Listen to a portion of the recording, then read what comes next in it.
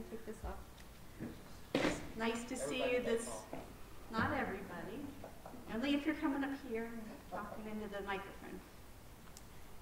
Nice to see everyone this evening. Are we rolling, Terry? Okay. We are recording and streaming live on Facebook for those who could not make it with us in person this evening. Thank you so much for coming. Just a couple announcements before we get started. Tonight is our 5-year anniversary of ALLVETS, Linda says. Yay. Jim Beam started the group in 2015, and with Linda and Lila, so that's exciting. Please take a cupcake on your way out. History Center events coming up. You can always find them on our website, but just to let you know, we do have a Tannenberg organ concert on Friday.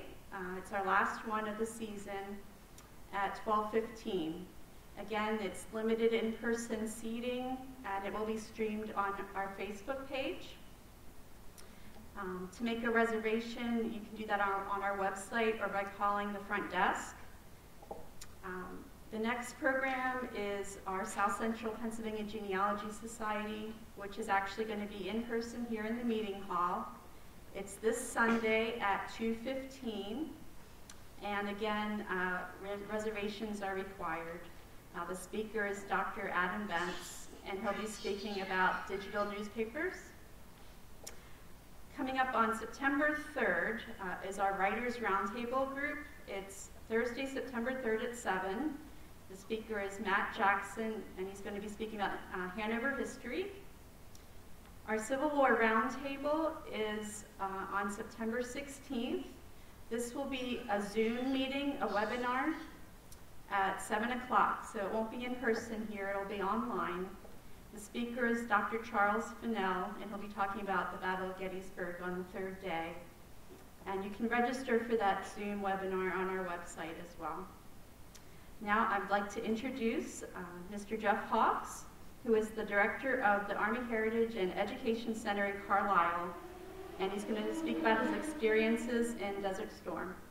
So, thank you.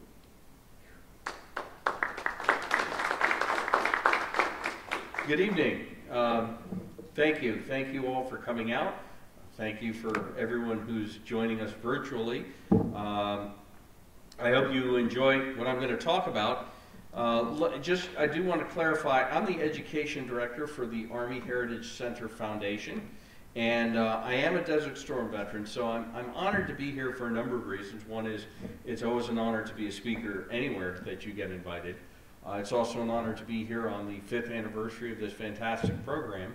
It's also an honor for me because this year is the 30th anniversary of Operation Desert Storm, and as a veteran of that conflict, I think the 30th anniversary is kind of special. It's a big round number, a little bit bigger than 25. Also, it's a time to reflect on, for the majority of veterans who are reaching a certain age, to realize that we're not young anymore, to realize that it's time to start thinking about preserving the memories of this event before it fades completely. There are more living veterans of Operation Desert Storm today than there ever will be at any point in history going forward. And that's true for all conflicts. And so I do encourage my fellow Desert Storm veterans, but also veterans of other conflicts, even the Cold War or a non-conflict period, because I'm going to talk about today, everybody plays a role in a victory like Desert Storm. But I encourage you, take some steps to preserve your story. Write it down. Sit down in front of a camera or recording device and tell your story. Make sure it gets put into an archives like the one they have here or the one we have up at the U.S. Army Heritage and Education Center, so that that memory gets preserved, because if it doesn't get preserved within 3 generations, the story is lost. So it's our legacy as veterans, and it's up to us to make sure that that legacy gets preserved. So what am I going to talk about today? I'm going to talk a very little bit about my own experience. And the reason I'm not going to talk a whole lot about my experience is because I was a tiny cog in a very large machine. I'll tell you a little bit more about that, but what I really want to talk about is all the other people who participated in the victory in Desert Storm, including some people who probably didn't really think of themselves as being involved. I do want to point out just a little bit about the dates here. The Gulf War runs from 2 August of 1990 to 28 February of 1991, starting with Saddam's invasion. Although we sent troops almost immediately, and George Bush famously got on TV and said, "This will not stand," Operation Desert Shield didn't officially begin until the 7th of August. Then, of course, Operation Desert Storm kicked off on January 16th. You may see some discrepancies in accounts. That's because the international dateline is involved. And so, depending on what time of day it was, the 16th here was actually the 17th there when the whole thing started up. And I believe that I was told that we were going on the 17th. I remember going, gee, isn't today the 16th? Isn't it supposed to start? So just keep that in mind as you hear dates of Desert Storm. People will give you slightly varying dates, and part of it is because of the international dateline. Also, part of it is about how we heard about things and what we know what was going on. We're going to talk a little bit about the causes, the conduct, and the consequences of the war. This is a slide. I do a lot of programs with teachers, so this is a slide where I usually stop and check teachers' prior knowledge before proceeding. We're not going to do that. This is fun, not a test. So, a little bit about myself. When Desert Storm started, I was a young infantryman in the 9th Infantry Division at Fort Lewis, Washington. The 9th Infantry Division was a test division. They were testing out the motorized infantry concept. It failed. The motorized infantry concept was we're going to put guys in Humvees instead of armored personnel carriers and see how they do against tanks. Not well.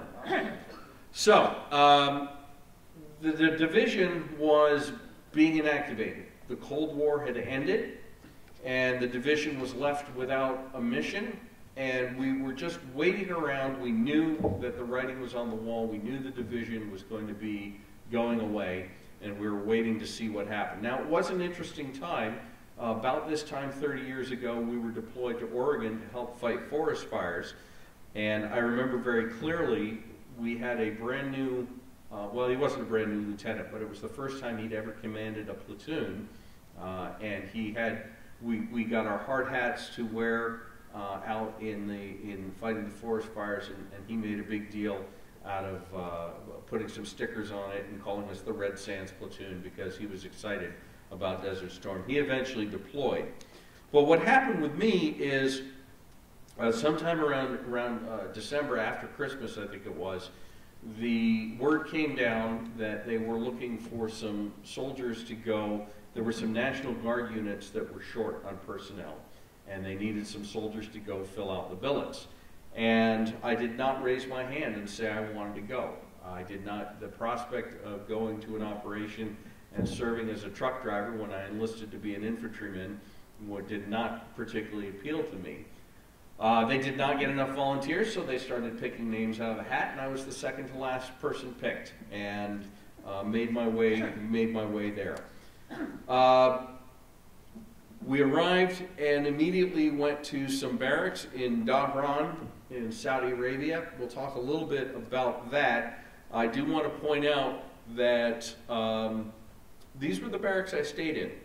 My bunk was right about there. And this is the barracks that was hit by the Scud missile. I was not there at the time. We had moved out several weeks ahead of time. This was hit on February 25th. We had moved out by then.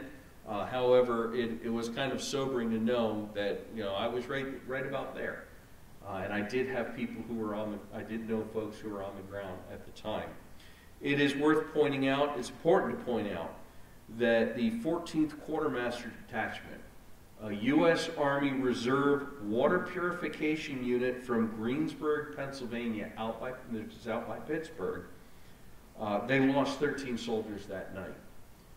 They took the highest percentage of casualties of any unit in that conflict, a water reclamation unit. And I tell this story because I work with a lot of veterans, I do oral histories, and I meet many, many veterans who feel that they don't have a story to tell. And I tell them, we all have stories to tell. The unit that took the most casualties in my conflict was a reserve water purification unit.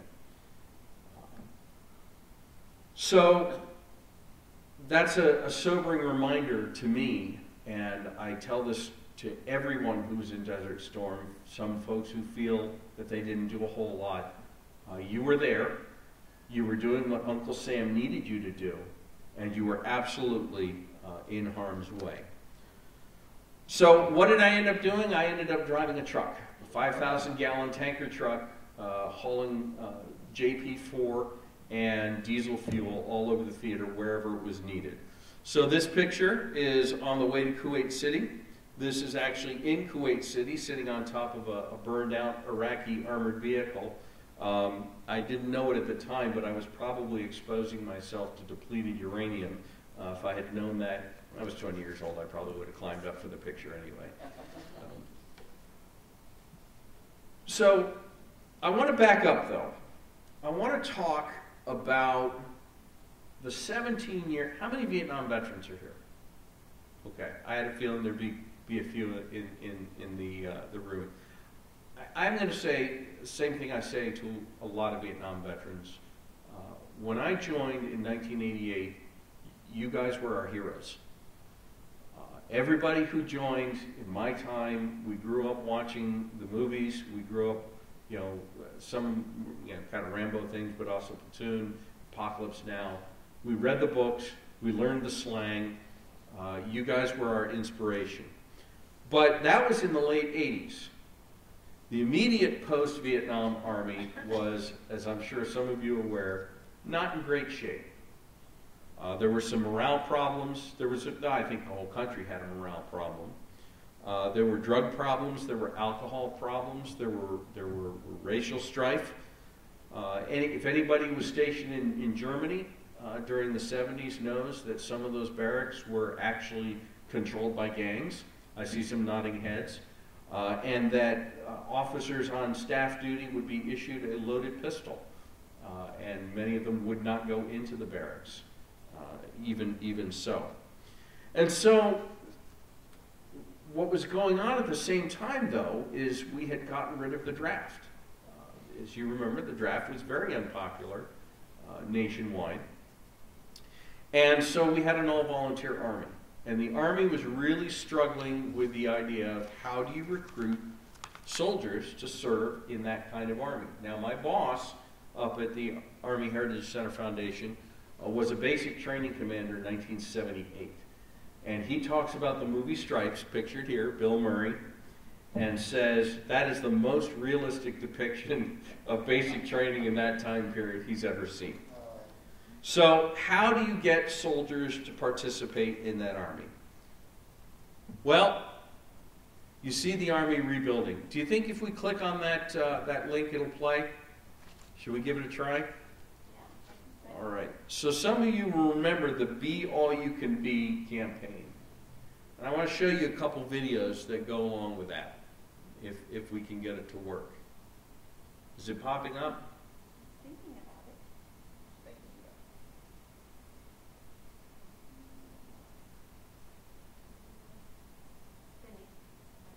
It's spinning? Okay. Well, I'll talk a bit while we wait to see if this comes up. So the all-volunteer force. A lot of people were concerned that the all-volunteer force was not going to work. For one thing, the Army's recruiting efforts were greatly underdeveloped. Who needs a recruiting effort when you can just go, you're in the Army The Guard and Reserve units were at full strength with men trying to avoid service in Vietnam. And so Nixon really started a process of asking questions. How much is it going to cost? What are the recruiting standards going to be? How are we going to manage human resources, et cetera, et cetera. The Army looked at it, and the Army came up with a number of things. One is they're going to need to pay soldiers more. They're going to need to get rid of menial tasks. How many of you cut grass and rake leaves and whatnot, okay? They're going to have to pull KP? No. The Army says that sort of stuff is going to have to go by the wayside. They found out that the strict discipline of the Vietnam-era Army was a negative, and they said, boy, but how are we going to manage this Army with even less strict discipline? They saw that soldiers wanted relaxed uniform, personal grooming standards, no weekend duty, better food, better barracks, better family housing, all these things. And the Army said, how are we going to do this? Well, the Army started trying, but the problem was, by the end of the 70s, the Army wasn't hitting its recruiting goals. And so they started the Be All You Can Be campaign. And I'm sure some of you remember that. Those were some of the most memorable commercials. Unfortunately, I don't think it doesn't look like it's going to go. But that's okay. You'll remember the soldier rappelling down, the guy parachuting in, and they're saying, remember that famous saying, we get more done before 9 a.m. than most people do all day. What you would see if I had set this up so that it would work properly would be a different vision of the Army. You watch those videos, and you can see them on USAHEC's video YouTube channel. You see an image of an Army that is made up of middle class and upper middle class kids. Do you remember the one where the man, he's setting up his computer at home, and he calls his son in the Army, who's a Army computer expert, for instructions on it? Who remembers that commercial? Does anybody remember that one? Well, so they're selling the Army as a high-tech opportunity, get an education, learn life skills, and whatnot. So they're taking another look at how do we professionalize this, how do we make this attractive, how do we change soldiering to get more people to want to do it. And eventually, it starts to work. Let's see. Okay, we're not.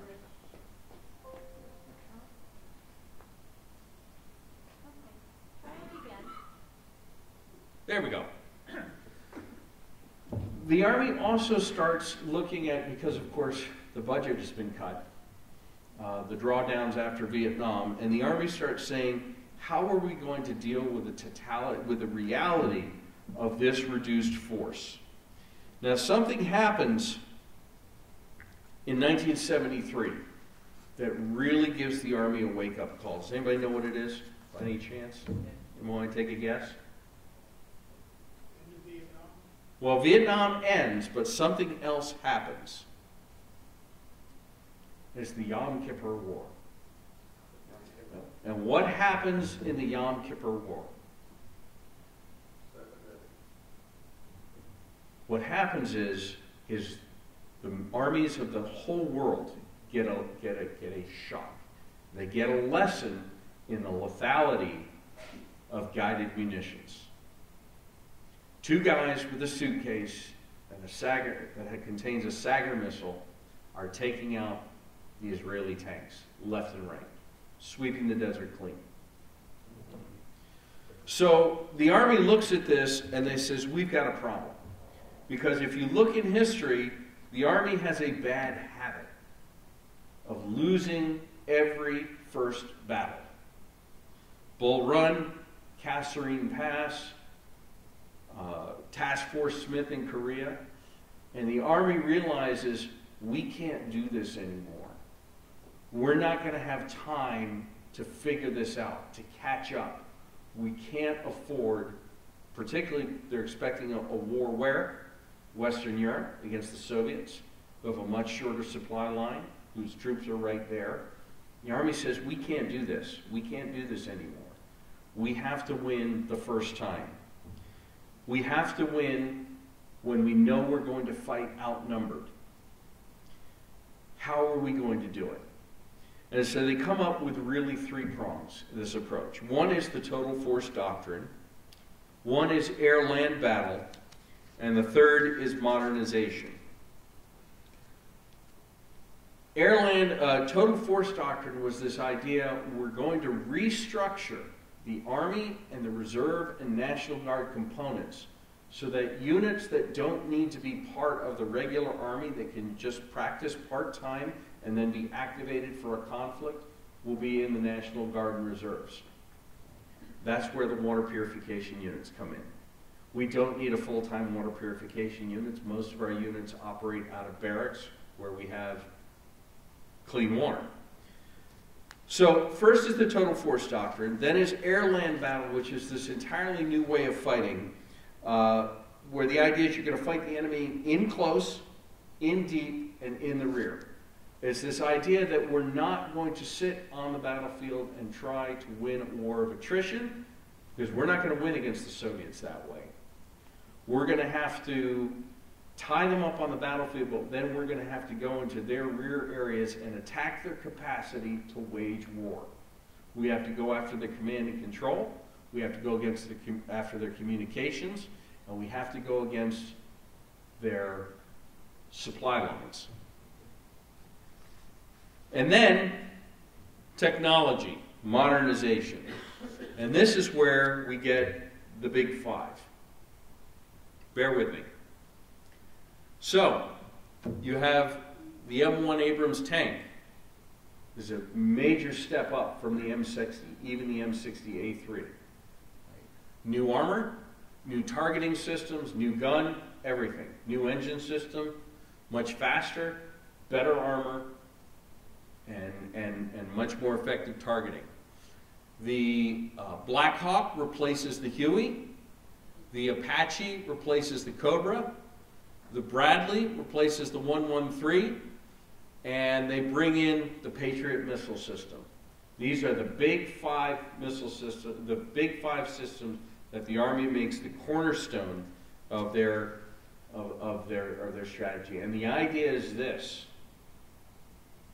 we can't match the Soviets man for man. We're going to have such a technological edge as to negate their manpower advantage. You also see the development of the little 5. You see the new rifle, the M16A2. The Humvee replaces the Jeep. The MRE replaces the C rations. And you get a new uniform, the BDUs, and the Kevlar helmets. How many of you remember the fuss over the Kevlar helmets? You remember that? People complained. They said it looked too much like the German helmets of World War II. How can you send our guys? And of course the Army said, they're better helmets. That's how. So we start to see a change. Now, why is this important to Operation Desert Storm? Well, bear with me here. The Army starts to look ahead and says, what are we going to do about our command structure? What are we going to do about our strategic needs? Are we going to do our strategic needs mean a conventional war or another Bush war like Vietnam? How do we prepare to fight both at the same time so that we're not just preparing for the last war? The command structure, how much is one man responsible for? They start changing the structure of the Army to make it more efficient. They maintain an awareness of the tooth-to-tail ratio, but here you see also, how they start moving using the total force doctrine to move some resources into the reserve and the guard. Now, this is very important in terms of national commitment to the war effort, because in Vietnam, what happened with the National Guard and Reserves? They didn't go. You bet. The North Vietnamese looked at it and they said, the United States hasn't activated their Guard and Reserve units. They're not fully committed to this war. That's the message it sent. That's the message they got. And so the Army restructures the forces and says the Army puts the Army in a place where in order to go to a large-scale conflict, you have to activate the National Guard. You have to activate the reserves. The Army is saying we are not going to war again without major national commitment.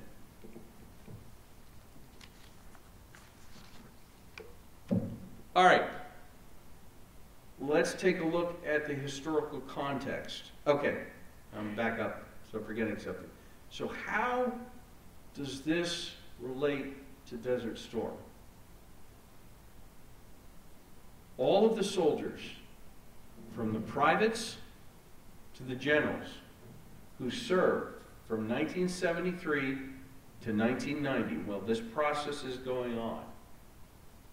They're the ones that trained and prepared for what we did in Desert Storm. They tested the new weapon systems. They tested the new training doctrine. They tested the new recruiting and process, the new disciplinary process. They tested all of this, the new tactics, the new strategy. All of this had to be tested. And as a result of that testing, when we went to war in 1990, the Army was in great shape. And it shows. It shows in the results. So, most of you pretty much know the context, right? We have the Cold War ended. We don't know exactly what kind of world that's going to lead us to. We have the Iran-Iraq war ending. What does that do? Well, that leaves Iraq in a tough position because they're broke. And they have this long-standing conflict with Kuwait over the oil fields. And they decide that they're going to go in and they're going to take those oil fields. And kind of catch us flat-footed.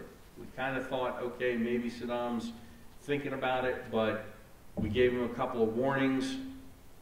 But we at the end, we were like, he's not really going to do it. And then, boom, he does it.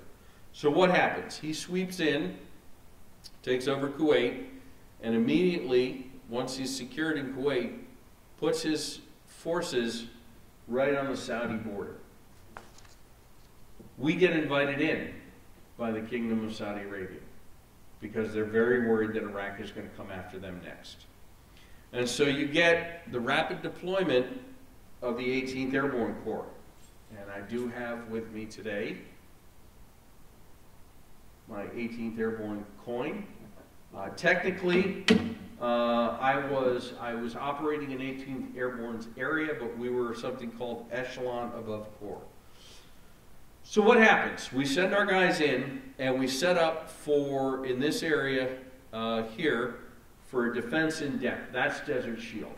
We're getting ready to defend the Kingdom of Saudi Arabia. And in 2 months, we sent 120,000 troops, 700 tanks, 1,400 Bradleys, 4 divisions, and combat support units. Who are we up against? We're up against the 4th largest army in the world. The 4th largest army in the world. Intelligence reports, which turned out to be fairly accurate, report that the line infantry units, the regular schmucks that the Iraqis have arrayed against us in the desert, they are called brittle. They are not expected to be able to hold up long-term under fire. The regular Army heavy divisions are considered reliable, and the Republican Guards are considered formidable. So you may recall in the build-up to the war, there's a lot of concern that this could be a serious thing. My concern upon arrival was the chemical weapons. I didn't think that I did not expect that there would be Iraqi tanks overrunning my position. I thought we might have to deal with guerrillas, even though we were in the rear area. But what I was really worried about was those chemical weapons. A lot of us were. So I still remember the first night when we get the word, we were in that big barracks before it was blown up, and a staff sergeant, who must have been the duty officer, sticks his head in and says, We just got word that the air war has begun, that the air campaign, and of course, you know, cheering, we're all like, yeah, yeah. Well, not a half an hour later, somebody yells gas. I don't know why. Maybe somebody saw steam from a vent or thought he heard metal banging on metal, but somebody yelled gas. And we spent the rest of the night in Mont 4 for mission-oriented protective posture. I don't know how much you guys know about this, so just throw something at me if I tell you something you already know. We had mission-oriented protective posture in our chemical protective oversuits. These are heavy nylon cotton overgarments that are laced with activated charcoal. You put those on, you zip them up, they tight around the ankles and the wrists. They have a drawstring at the waist. They button together at the waist. Then you put your gas mask on, your rubber booties, and your rubber gloves, and then you sit there and sweat. We spent the night in that for no apparent reason. But we've got the word that the air war started, and that's great. So a couple days go by, we move out of these barracks, we move into another barracks. It might have been the next night or the night after that. It couldn't have been much longer than that. When we were just sitting around, it's getting on into the evening time. It's cooling off a little bit, which we're enjoying. And we hear some noises going off in the background, these explosions going off in the distance. Well, I immediately turned to a buddy of mine, his name is Slaughter. And I said, Shane Slaughter. Shane had been in Panama, so he was the combat vet for the group, right? And I say, Shane, do those sound like hand grenades to you? What do I know? You know, he's the vet, he knows everything, right? He says, well, they could have been. All right, so we put on our mop gear because for the first few weeks we did that every time something happened. And then we're sitting around waiting. What are we going to do? Now, you have to picture where we are. We're in this little compound of these small individual, I guess we would call them almost condominiums. It's got a central room and then 3 or 4 bedrooms off of it and a bathroom. There's like 8 of us in this place, right? I'm the ranking guy. I'm a corporal. I'm an E4, right? Big whoop, right? What have I ever done in my life except had a bunch of training? All of a sudden I realize I'm in charge. How many of you ever had that experience when all of a sudden you look around and you realize they're expecting somebody to do something and that somebody is me? So what do I know? I don't know anything. I know we're in Mont 4. I know we've got the lights out. I've got people. I send people. I said, okay, you watch out that way. You watch out that. You watch out that way. We don't know. Is somebody chucking hand grenades over the fence? We don't know. So finally I'm like, okay, this is ridiculous. We all had ammo. I say, guys, lock and load. My authority. They're all like, yeah, they're charging their weapons and they're ready to go. This is the most exciting thing that's happened to any of us in a long time. We wait a few more minutes and nothing's going on. Nothing's happening. No noise, no nothing. We don't know what's going on. So we're like, all right, we're going to have to go out to the courtyard and find out what's going on. So we go to the courtyard and, you know, we're all tactical. We get to the gate and the guy on the gate is sitting there eating his MRE. He's not even in Mont 4. We're like, what's going on? It's like, what do you mean? We heard those explosions. Oh, I got a call on the phone about that. What'd they say? Oh, those are the Patriot missiles going up. It's like, okay.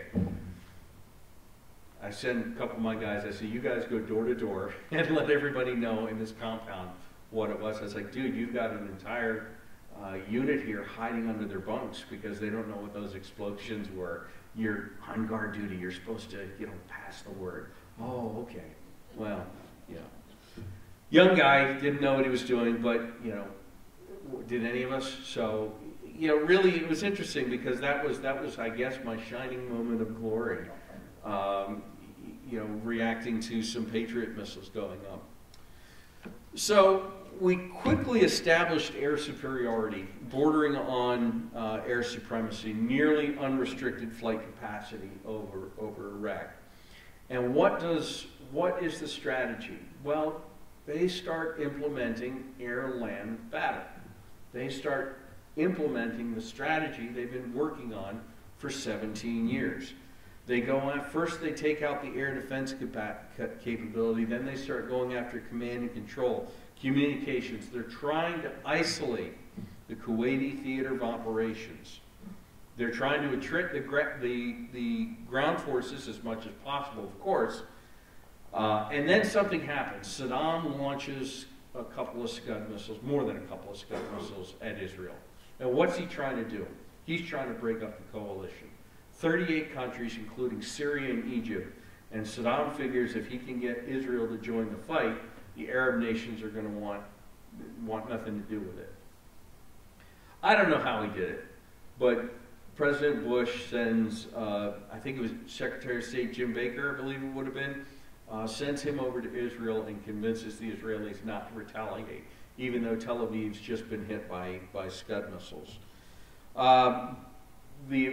So the main effect is that Scud hunting becomes a major mission for our forces.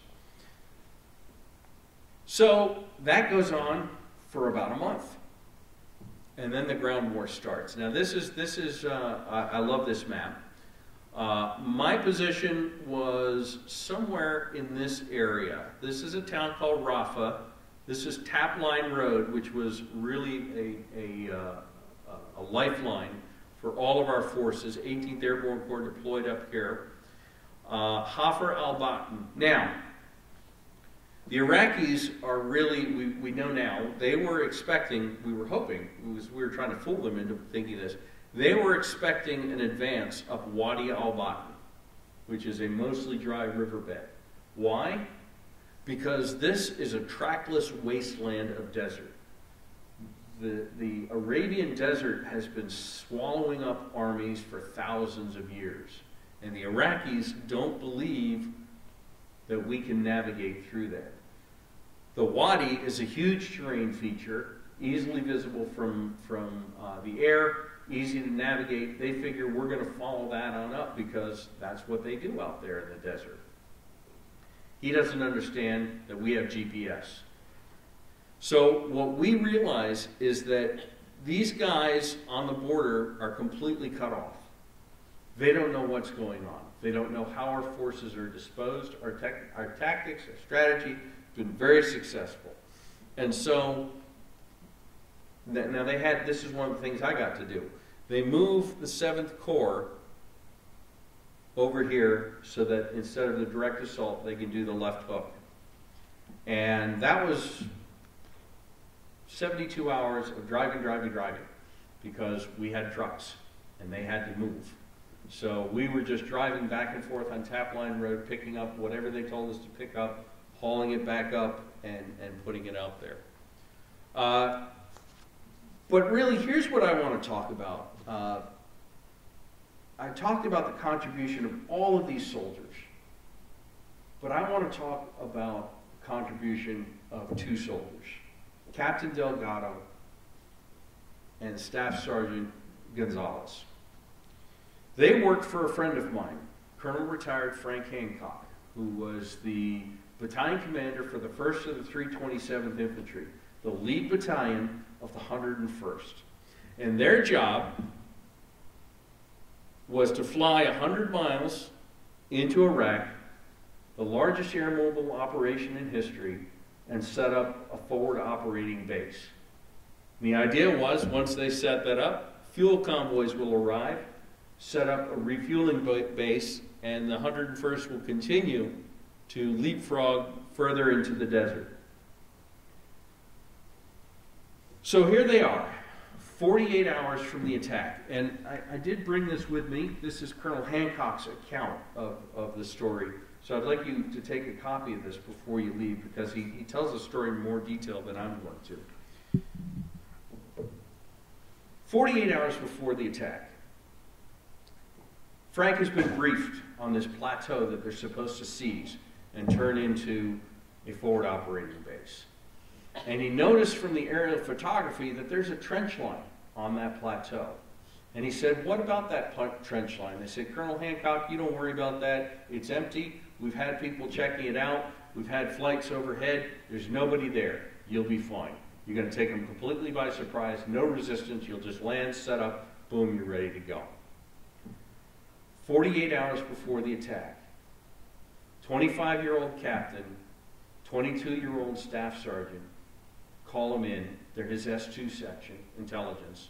And they say, Colonel Hancock, we think the intelligence that we've gotten from General Schwarzkopf's headquarters is wrong. And they say, we think there's people on that objective. He says, how do you know? They say, we've seen intelligence and we've seen some imagery, but nobody builds a mile-long trench in the middle of desert and doesn't put troops in it. They go back and forth for a while, and finally Colonel Hancock is convinced. So he goes up to his brigade commander and says, I would like permission to move my landing zone a mile back. Colonel Hancock, you're out of your mind. We're now 48 hours out. Of course, this is before email, before cell phones. We are not changing the entire division's plan and potentially upsetting the timetable for this entire operation because your two guys are getting squirrely. And Frank thinks about it. He's convinced, his guys convinced him, and he thinks about his soldiers. And in his own words, I became very disrespectful. Throws his helmet on the ground and clears out, the whole talk is cleared out, everybody's cleared out, it's just him and his colonel. And finally his colonel says, Colonel Hancock, you will follow your orders. Yes, sir. Picks up his helmet, walks out. Goes back, spends the night thinking about how am I going to do this? How am I going to do this? I think we're flying into trouble. How am I going to deal with this? How am I going to protect my soldiers? How am I going to accomplish my mission? Turns out, while he was trying to sleep, the brigade sergeant major pulled the colonel aside and said, Sir, what if Colonel Hancock's right? And when he woke up the next morning, he had permission to pull his landing zone back a mile. And when they got there to Fob Cobra, there were 400 Iraqis in that trench with 57 millimeter anti-aircraft guns. Now, I don't know how many of you were air mobile or maybe air defense or what your MOSs or your jobs were, but I want you to imagine what 57 millimeter cannons are going to do to a wave of Blackhawks that aren't expecting trouble. Those two soldiers prevented a disaster. If they hadn't stood up and said, this is wrong, I don't believe what we're being told, we think something else is going on. I think it's hard for somebody who's not a veteran to understand the enormity of a captain and a staff sergeant saying, General Schwarzkopf's headquarters is wrong. We're flying into trouble.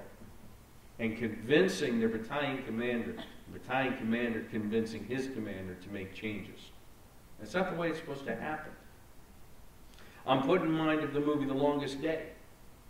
How many of you have seen The Longest Day? How many of you remember the scene where that one intelligence officer looks at the map and says, there's German tanks at Arnhem.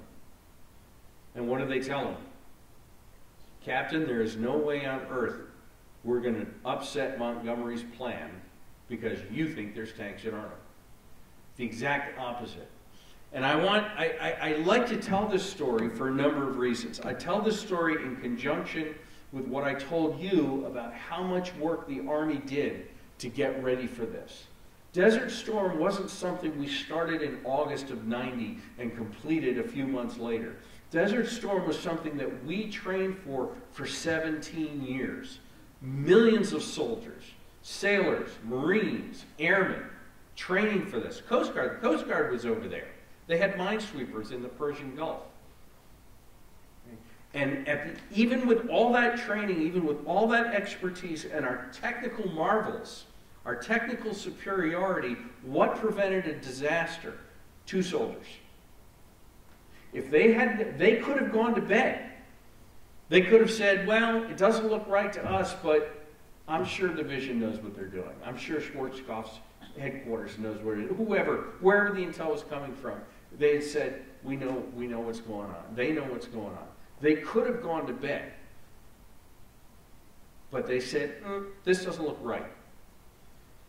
And I want you to think about the story. What is the story of Desert Storm? A smashing victory, right?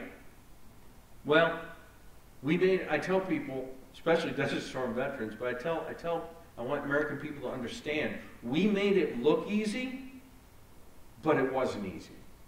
17 years of preparation, and it still boiled down to 2 soldiers saying, something doesn't look right here. The story of Desert Storm, if it hadn't been for these 2 soldiers, would have been the story of a disaster. It would have been the story, it would have been the rescue of the 101st.